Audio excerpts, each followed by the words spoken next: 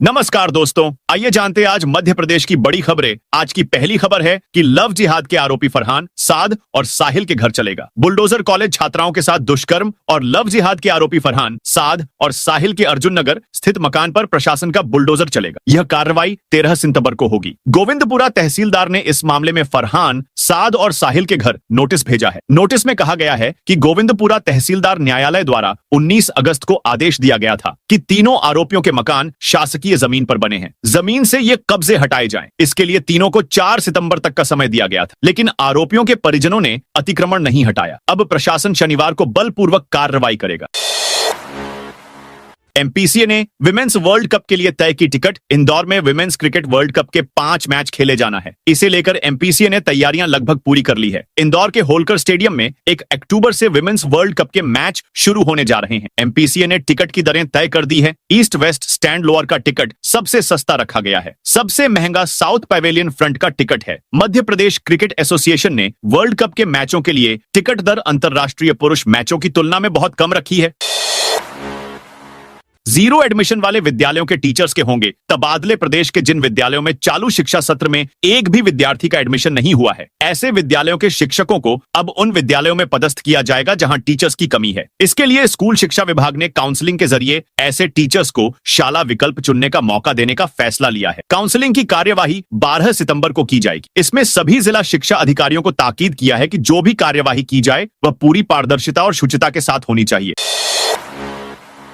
इंदौर चूहा कांड में हाई कोर्ट की एंट्री। सरकार को नोटिस एमवाई अस्पताल में चूहों के कुतरने से हुई 2 नवजातों की मौत को हाई कोर्ट ने सख्त रुख अपनाया है। 15 दिन बाद भी कठोर कार्रवाई नहीं होने पर हाई कोर्ट ने सरकार को नोटिस दिया है। पूरे मामले की स्टेटस रिपोर्ट 15 सितंबर तक मांगी है। इस नोटिस के बाद अस्पताल अधीक्षक अशोक यादव खुद को बीमार बताते हुए 11 से 25 सितंबर तक छुट्टी पर चले गए। न्यायमूर्ति विवेक रूसिया और न्यायमूर्ति जेके पिल्लई की युगल पीठ ने इस मामले को नवजातों के मौलिक अधिकारों और सार्वजनिक स्वास्थ्य से जुड़ा मानते हुए स्वतः संज्ञान लिया। राजगढ़ के ब्यावरा से आईएसआईएस आतंकवादी गिरफ्तार। दिल्ली पुलिस ने मध्य प्रदेश में राजगढ़ के ब्यावरा से Islamic states of Iraq and Syria ISIS से जुड़े आतंकी को गिरफ्तार किया है। आतंकी का नाम कामरान कुरैशी है। ब्यावरा सिटी थाने के टीआई वीरेंद्र सिंह धाकड़ ने बताया, दिल्ली पुलिस के स्पेशल सेल की टीम बुधवार को ब्यावरा आई थी। यहां शहीद कॉलोनी में रहने वाले कामरान कुरैशी को गिरफ्तार कर अपने साथ ले गई। हमसे साझा की गई जानकारी में उन्होंने इसे आर्म्स एक्ट से जुड़ा मामला बताया था। बीजेपी नेताओं पर एफआईआर कराने वाले जनपद सीईओ का तबादला। इंदौर की जनपद पंचायत महू के कार्यपालन अधिकारी पंकज दरोठिया का मंगलवार देर रात ट्रांसफर हो गया। उन्हें बैतूल जिले की आमला जनपद पंचायत का प्रभारी मुख्य कार्यपालन अधिकारी बनाया गया है। वहीं दरोठिया के स्थान पर गुना जिले के चाचौड़ा के मुख्य कार्यपालन अधिकारी गिरिराज दुबे को कार्यभार सौंपा गया है।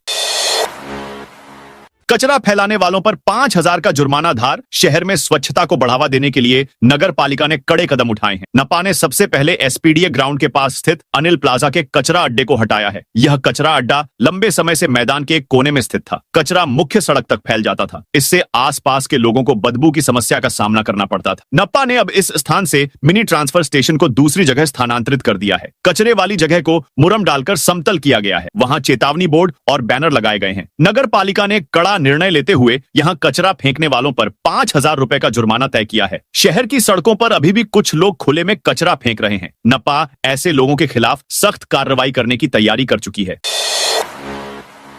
लाडली बहना योजना की 22वीं किस्त। मध्य प्रदेश की करोड़ों लाडली बहनों के लिए बड़ी खुशखबरी है। लाडली बहना योजना की 22वीं किस्त जल्द ही आपके खातों में आने वाली है। जानकारी के मुताबिक इस बार लाडली बहना योजना की किस्त के 1250 रुपए की राशि सीएम मोहन यादव झाबुआ से ट्रांसफर करेंगे। महिला सशक्तिकरण के उद्देश्य से शुरू की गई लाडली बहना योजना का राज्य स्तरीय कार्यक्रम इस बार झाबुआ के पेटलावद में होने जा रहा है। इस कार्यक्रम में भाग लेने सीएम मोहन यादव पेटलावद पहुंचेंगे। आयोजन की तैयारियां जोर शोर से जारी हैं। झाबुआ कलेक्टर ने खुद से लाडली बहनों को अपने सोशल मीडिया अकाउंट एक्स पर यह जानकारी दी है। उन्होंने इस कार्यक्रम से पहले की जा रही तैयारियों का निरीक्षण किया और तय समय सीमा पर सभी तैयारियां पूरी करने के निर्देश भी दिए हैं।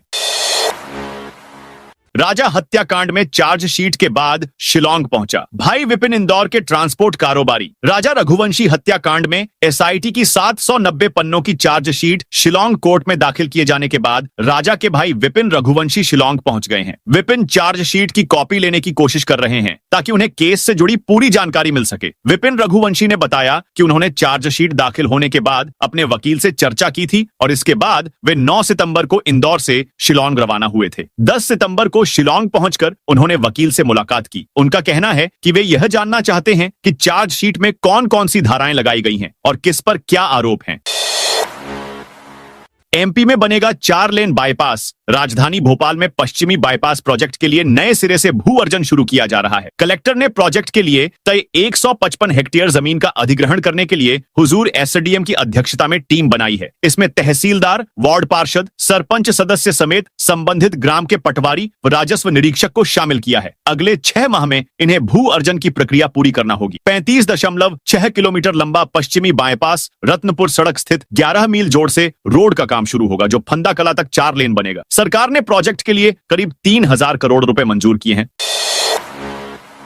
पीएम आवास योजना के लिए 2 डीपीआर तैयार। पीएम आवास के लिए नगर पालिका ने पहले लोगों से ऑनलाइन आवेदन जमा कराए। अब सत्यापन करने दस्तावेज लेकर नपा में उपस्थित होने के लिए कहा जा रहा है। इसके लिए नपा ने मुनादी भी कराई है, जिससे लोगों को योजना का लाभ मिल सके। उल्लेखनीय है कि अब तक नपा में 1655 लोगों ने ऑनलाइन आवेदन किया है। योजना का लाभ अधिक से अधिक लोगों को मिले, इसी उद्देश्य से शहर के सभी 34 वार्डों में मुनादी कराई जा रही है, जिसमें कहा जा रहा है कि जिन लोगों ने भी पीएम आवास के लिए ऑनलाइन आवेदन किया है वे सभी नपा कार्यालय में समस्त दस्तावेजों के साथ उपस्थित होकर सत्यापन कराएं। सत्यापन के बाद संबंधितों की जियो टैगिंग की जाएगी। लोकायुक्त की बड़ी कार्रवाई। मध्य प्रदेश के बुरहानपुर जिले में लोकायुक्त पुलिस की बड़ी कार्रवाई सामने आई है। आरआईएस विभाग के उपयंत्री महेंद्र कोठारी को 12,000 रुपए की रिश्वत लेते रंगे हाथों गिरफ्तार किया गया है। आवेदक राजू बागमारे ने मामले की शिकायत लोकायुक्त कार्यालय में की थी, जिसके बाद इंदौर एसपी के निर्देश पर लोकायुक्त की टीम ने कार्रवाई की।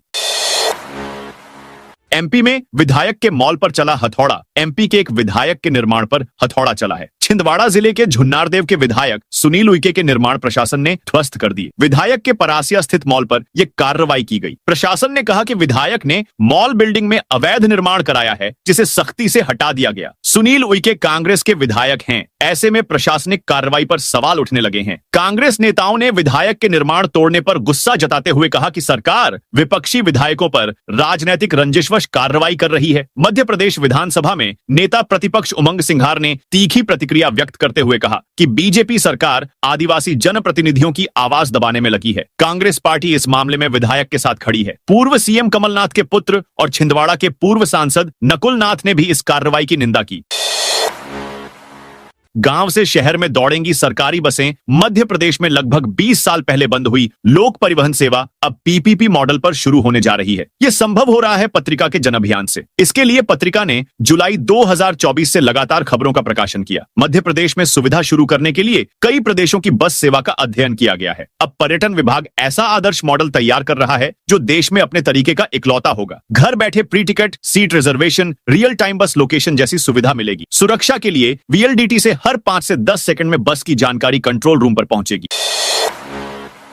हाईकोर्ट में सीलबंद रिपोर्ट से बड़ा खुलासा। राजधानी भोपाल के ऐशबाग में खराब इंजीनियरिंग की कहानी बयां कर रहे 90 डिग्री मोड़ वाले रेलवे ओवरब्रिज के मामले में एमपी हाईकोर्ट में सुनवाई हुई। कोर्ट के निर्देश पर मैनेट भोपाल के सीनियर प्रोफेसर ने ब्रिज की जांच रिपोर्ट सीलबंद लिफाफे में हाईकोर्ट में पेश कर दी। राज्य सरकार की ओर से कोर्ट को बताया गया कि भोपाल का ओवरब्रिज का एंगल 90 नहीं बल्कि 118 से 119 डिग्री के बीच है। सरकार की ओर से यह भी बताया गया कि ठेके के संबंध में गलतियां सुधारने के लिए कदम भी उठाए जा रहे हैं। चीफ जस्टिस संजीव सचदेवा और जस्टिस विनय सराफ की खंडपीठ ने रिपोर्ट को रिकॉर्ड पर लेकर इसकी प्रति याचिकाकर्ता को उपलब्ध कराने के निर्देश दिए। एमपी में किसानों ने भरी हुंकार। पार्वती काली सिंध चंबल लिंक परियोजना के तहत प्रस्तावित विशाल बांध अब किसानों के बीच बड़ा विवाद छन चुका है। बुधवार को गुनाह के बीनागंज में डूब क्षेत्र से प्रभावित माने जा रहे 60 से अधिक गांवों के किसानों का सैलाब उमड़ पड़ा। बड़ी संख्या में किसान हाथों में तख्तियां और बैनर लिए रैली की शक्ल में निकले और एसडीएम को मुख्यमंत्री के नाम झापन सौंपकर साफ कहा कि हमें विकास चाहिए, उजड़ना नहीं है, क्योंकि कई गांवों की भूमि डूब में जाने का खतरा है। इससे किसानों के पास उपजाऊ भूमि नहीं बचेगी। हालांकि इस परियोजना के फायदे भी प्रशासन बता रहा है। दावा किया जा रहा है कि इससे गांवों में खुशहाली आएगी।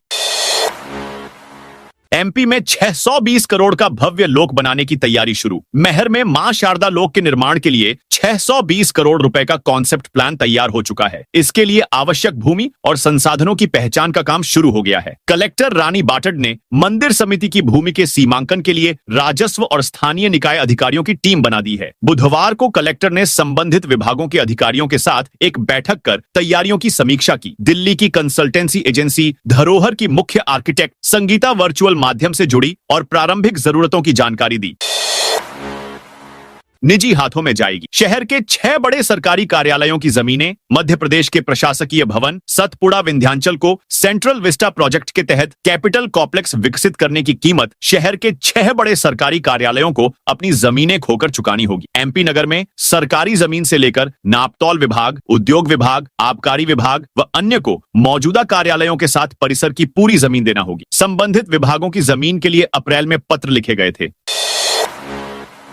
आउटसोर्स कर्मचारियों के लिए बड़ी खबर। मध्य प्रदेश में आउटसोर्स कर्मचारी ठेकेदारी प्रथा के कारण लंबे समय से शोषण का शिकार हो रहे हैं। इसके लिए कोई विशेष नीति नहीं है। उत्तर प्रदेश में हाल ही में आउटसोर्स सेवा निगम का गठन किया है। इसमें न्यूनतम वेतन 20,000 रुपये तय किया है। साथ ही अन्य सुविधाएं भी दी जाएंगी। देश के कुछ और राज्यों में इस तरह की व्यवस्था है। अगर ऊपर की तरह यहाँ भी आउटसोर्स कर्मचारियों के लिए नीति बने तो कर्मचारियों को राहत मिल सकती है। आउटसोर्स कर्मचारी लगातार इसे लेकर मांग भी कर रहे हैं। सरकार के तकरीबन हर विभाग में आउटसोर्स कर्मचारी है। प्रदेश में इन कर्मचारियों की संख्या 2 लाख से अधिक है।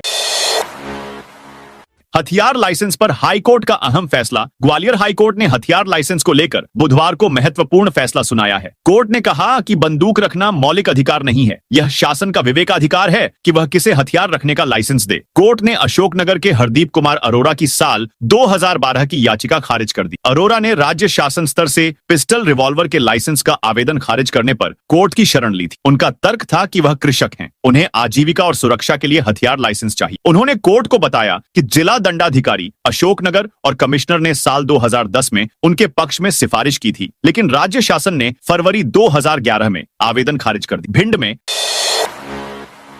कांग्रेस अध्यक्ष मनोनीत के बाद आंतरिक विवाद। भिंड में कांग्रेस पार्टी ने संगठन को नई दिशा देने के लिए बुधवार को प्रदेश भर में नए जिला अध्यक्षों की घोषणा की। इसी क्रम में भिंड में पहली बार 2 जिला अध्यक्ष नियुक्त किए गए हैं। संगठन मंत्री संजय कांवरे ने वर्चुअल बैठक कर दोनों अध्यक्षों का कार्यक्षेत्र स्पष्ट किया। बैठक में बताया गया कि भिंड शहर अध्यक्ष पिंकी उर्फ धर्मेंद्र भदौरिया का कार्यक्षेत्र भिंड विधानसभा रहेगा। यहाँ वे 50 से 60 सदस्यों की नई कार्यकारिणी बनाएंगे। वहीं ग्रामीण जिला अध्यक्ष रामसेवक बघेल को भिंड विधानसभा से बाहर का कार्यक्षेत्र दिया गया है। वे अटेर, लहार, मेहगांव और गोहद विधानसभा क्षेत्रों में 100 से अधिक सदस्यों की कार्यकारिणी गठित करेंगे। छात्रों को मिलेगी 6,000 रुपए की छात्रवृत्ति। भारतीय डाक विभाग ने साल 2025 से 26 के लिए दीनदयाल स्पर्श फिलैटली छात्रवृत्ति योजना के तहत आवेदन मांगे हैं। यह योजना कक्षा 6 से 9 तक के विद्यार्थियों के लिए है। प्रत्येक कक्षा से 10 विद्यार्थियों को चुना जाएगा। चयनित छात्रों को 1 वर्ष के लिए 6,000 रुपए की छात्रवृत्ति दी जाएगी। आवेदन करने के लिए छात्र विभाग की वेबसाइट या नजदीकी डाकघर कार्यालय से फॉर्म प्राप्त कर सकते हैं। आवेदन की अंतिम तिथि 15 सितंबर 2025 शाम 4 बजे है। फॉर्म रजिस्टर्ड या स्पीड पोस्ट से भेजना जरूरी है। योजना में आवेदन के लिए छात्र को विद्यालय के फिलैटली क्लब का सदस्य होना चाहिए। अगर स्कूल में क्लब नहीं है तो डाकघर में सक्रिय फिलैटली जमा खाता होना अनिवार्य है। आवेदक को मान्यता प्राप्त विद्यालय का नियमित छात्र होना चाहिए। सामान्य वर्ग के छात्रों को 60% और एससी एसटी छात्रों को 55% अंक या समकक्ष ग्रेड चाहिए।